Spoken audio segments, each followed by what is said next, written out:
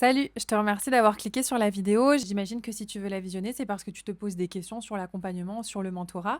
Ce que je te propose, c'est pas que ce soit moi qui réponde à ces questions, mais c'est justement de visionner le témoignage. Si après son témoignage, tu veux des informations sur la méthode, sur le mentorat, je te laisserai accéder au lien qui est juste en dessous de cette vidéo et tu pourras, même si tu souhaites réserver un appel diagnostic avec moi, sous réserve de disponibilité. Je te souhaite un très bon visionnage.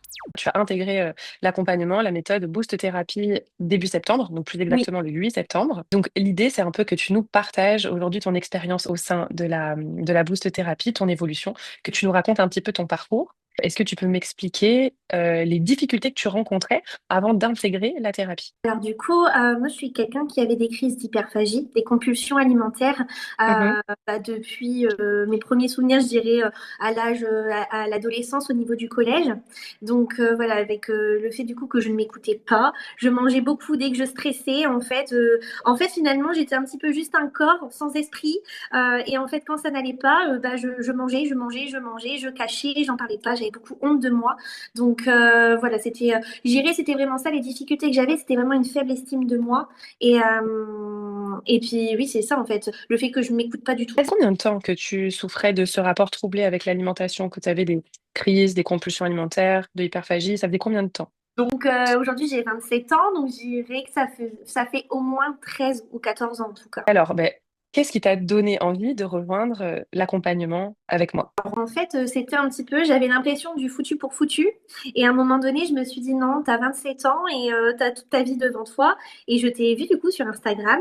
Et quand tu parlais, j'ai eu l'impression en fait de me retrouver en fait dans toutes les paroles que tu pouvais partager. Et je me suis dit, bah après tout, j'ai vu plein de professionnels, ça n'a jamais fonctionné. Là, j'ai eu l'impression qu'il y avait vraiment une accroche. Et du coup, je me suis dit, bah essayons. Pourrais me donner le changement le plus marquant que tu as vécu pendant la thérapie? Alors, je dirais que le changement le plus marquant, c'est vraiment l'écoute que je peux me donner aujourd'hui. Voilà, je suis quelqu'un qui écoute beaucoup les autres, qui suis vraiment empathique avec les autres. C'est d'ailleurs mon métier. Mais envers moi-même, c'était des choses que moi, je me donnais pas du tout.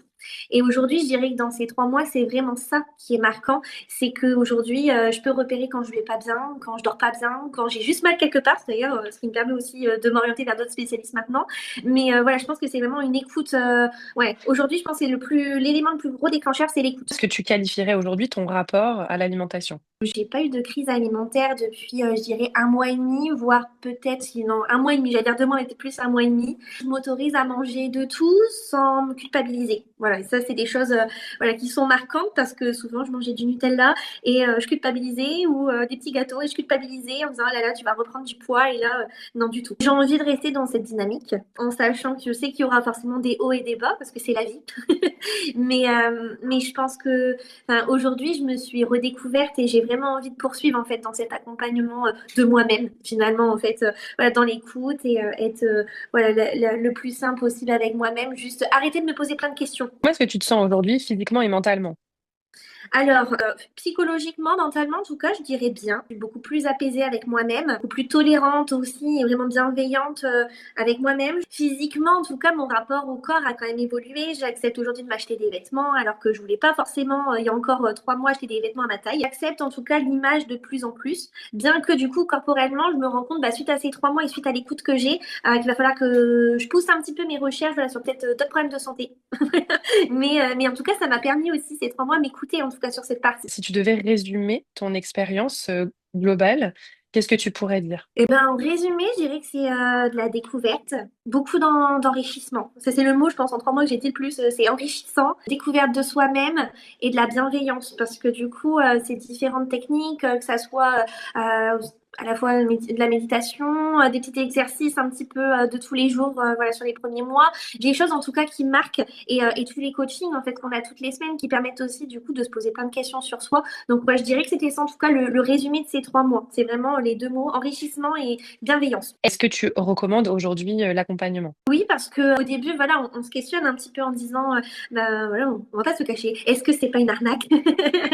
Et en fait, au final, quand on y est, du tout, en fait, il y a vraiment un accompagnement, une disponibilité via du coup un groupe d'échange, que ça soit toutes les vidéos. Puis tu t'adaptes énormément aussi à nous sur les emplois du temps. Non, franchement, je dirais que c'est que du positif parce que ça permet à la fois d'apprendre sur soi et puis de toujours rééchanger ensemble. Donc non, franchement, je recommande à 100%. Qu'est-ce que tu aurais envie de dire à une femme qui hésite à rejoindre l'accompagnement aujourd'hui? Eh ben, je dirais que c'est normal d'hésiter parce que je pense que quand on arrive dans une situation un peu comme la nôtre où on se dit que finalement ben, on a tout essayé, pourquoi là ça fonctionnerait en fait.